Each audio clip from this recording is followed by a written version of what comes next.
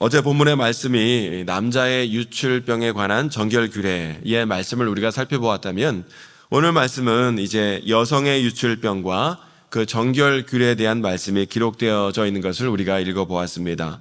오늘 본문의 내용은 크게 두 부분으로 나눠볼 수 있겠는데요. 9절로 24절까지는 여성의 정상적인 유출인 이 생리에 대한 규례의 말씀이 나오고 있는 것과, 또 25절로 30절에 보면 여성의 비정상적인 유출인 혈류증에 대한 규례의 말씀이 나온 것을 우리가 보게 됩니다. 오늘 여성의 정결규례법 이 말씀에 있어서 특별한 점이 있다면, 여러분, 여성의 생리는 어떤 죄를 범했기 때문에 나타나는 죄의 결과가 아니라 일정 나이 이상의 여성이라면, 건강한 여성이라면 누구나 자연스럽게 하게 되는 자연스러운 현상이고, 또 혈루병과 같은 질병도요, 잘못을 해서 걸릴 수도 있겠지만 어떤 죄의 결과가 아니라 인생을 살다가 우리가 감기가 걸리듯 인생을 살다가 나도 모르게 걸릴 수 있는 질병일 수 있음에도 불구하고, 이러한 생리와 혈류증에 대하여 오늘 말씀은 종교법상으로 죄로 간주하고 있다는 사실을 우리가 보게 되지요.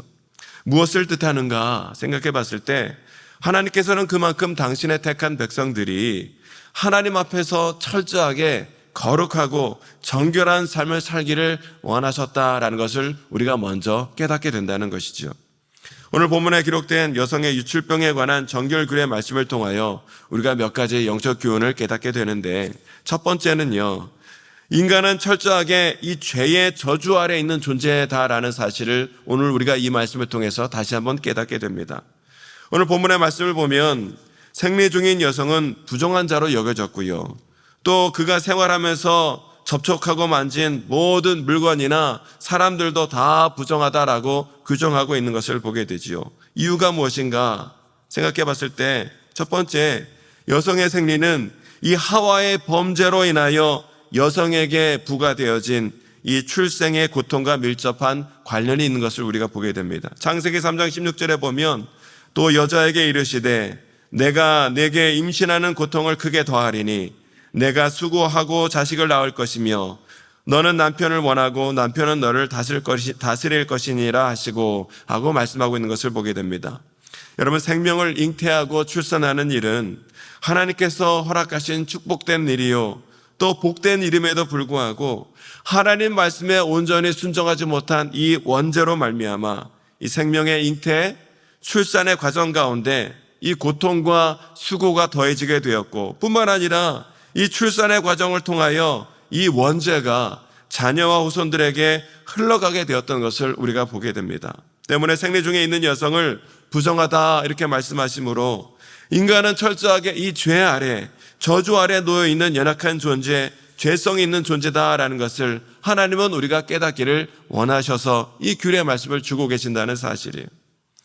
또 생리를 부정한 것으로 여긴 두 번째 이유는, 피는 생명을 상징하고 있기 때문에 피를 흘린다는 것은 곧 죽음과 저주로 간주되었기에 생리하는 자, 혈류증이 있는 자를 부정하다 하고 말씀하신 것을 보게 됩니다.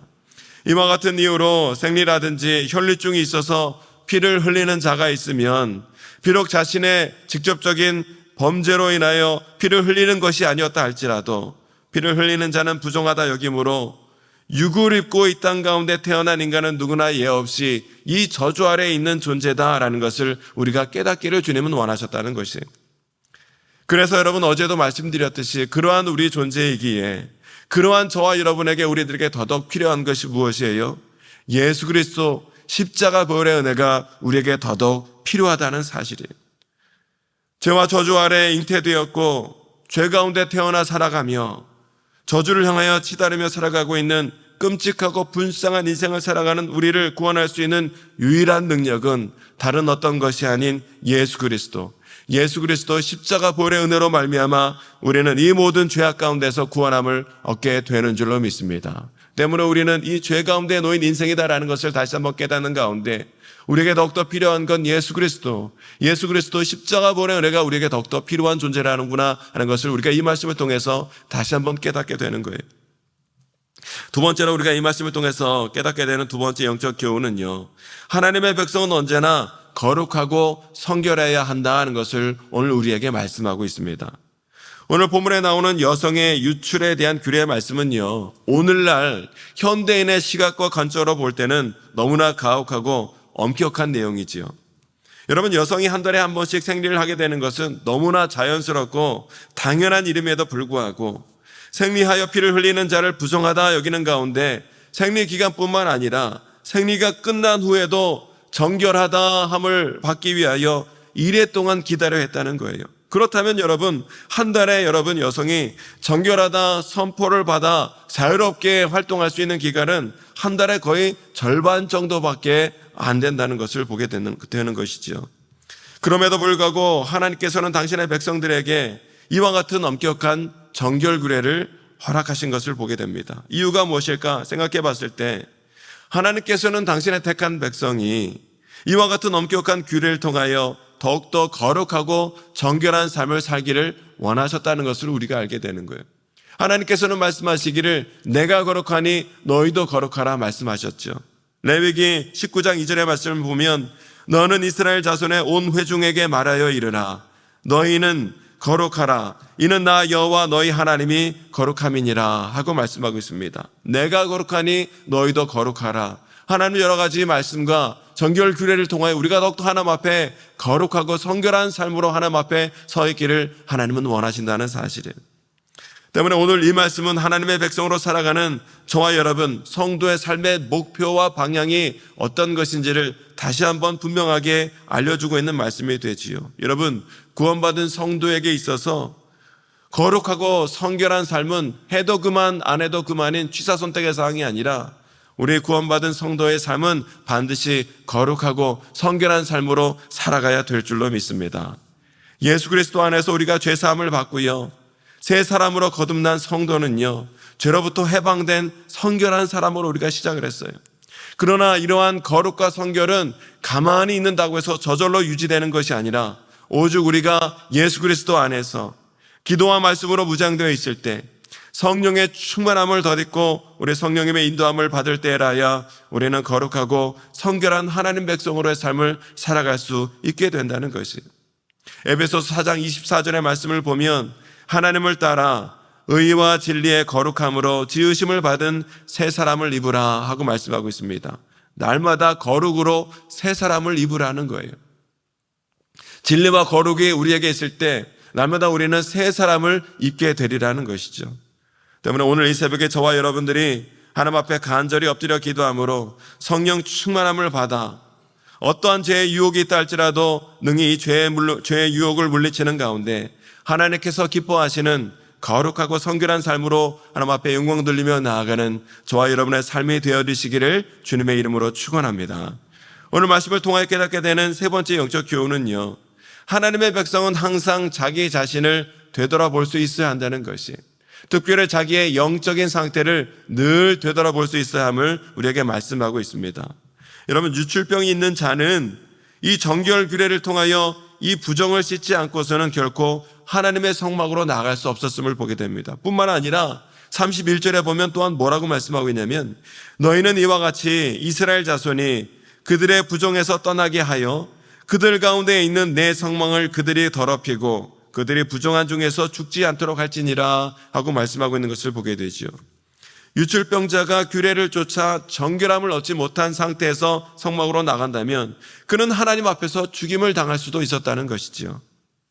때문에 구약의 이스라엘 백성들은 남성이 되었든지 여성이 되었든지 끊임없이 자신의 몸을 살펴보아 자신도 모르는 순간에 내 몸에 어떤 유출이 없는지, 더러운 것이 없는지, 불결한 것은 없는지 항상 자기의 몸을, 자신의 상태를 세심하고 자세히 관찰하고 살펴보아야 했다는 사실이에요.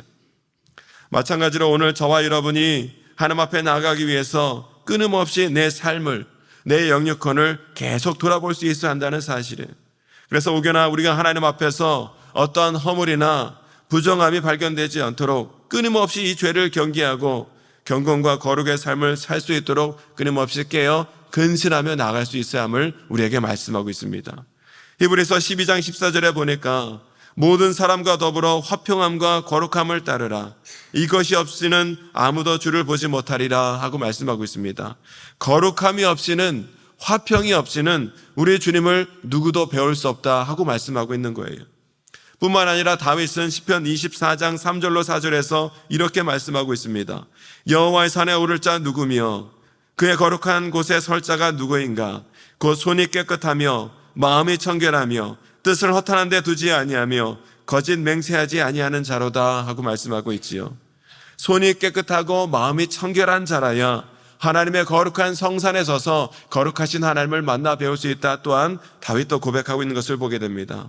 때문에 오늘 저와 여러분들도 예수님의 십자가 보혈을 의지하여 날마다 거룩함과 정결함을 힘입어 담대하게 우리 주님 보좌 앞으로 나아가 우리 주님께서 베풀어 주시는 그 은혜와 생수의 강의 기쁨을 감사함으로 누리는 저와 여러분이 더욱더 돼야 될 줄로 믿습니다. 근데 여러분, 아무리 내가 죄를 멀리하고 죄악의 유혹을 물리치고 싶어도 나 혼자 힘으로는요, 나의 능력으로는 결코 이 모든 죄악의 유혹을 물리치는 데는 한계가 있을 수밖에 없지요. 때문에 오늘 저와 여러분들이 예수 그리스도 십자가 보혈의 은혜 능력 가운데 머물러 있을 때라야 우리가 죄 씻음을 받을 수 있을 뿐만 아니라 죄악을 물리치고 영적으로 승리한 가운데 하나님 기뻐하시는 성결과 거룩의 삶을 따라 살아갈 수 있는 힘과 능력을 공급받게 될 줄로 믿습니다.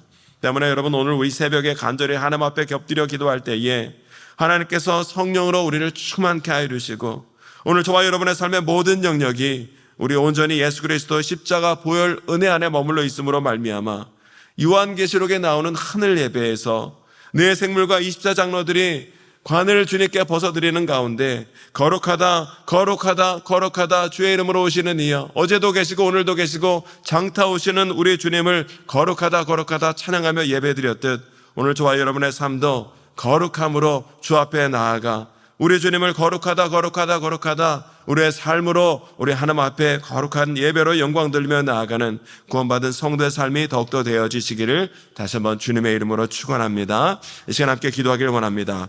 예수 그리스도 십자가 대속의 은혜로 구원받은 성도 되게 하여 주심에 감사드립니다. 예수 그리스도 십자가 보혈의 은혜 안에 머물러 있게 하여 주시고 오늘도 성령으로 충만케 하여 주셔서 거룩한 삶으로 하나님 앞에 영광 돌리는 성도의 삶이 될 수 있도록 하나님 인도하여 주옵소서. 하나님의 말씀 앞에 온전히 순종하는 삶이 되어질 수 있도록 하나님 인도하여 주옵소서. 우리의 말씀을 기억하며 기도하시고 우리의 모든 삶의 문제를 주님께 간절히 기도하며 나아가는 이 시간이 되길 원합니다. 우리 주여 여러분 외리시고 함께 기도하겠습니다. 주여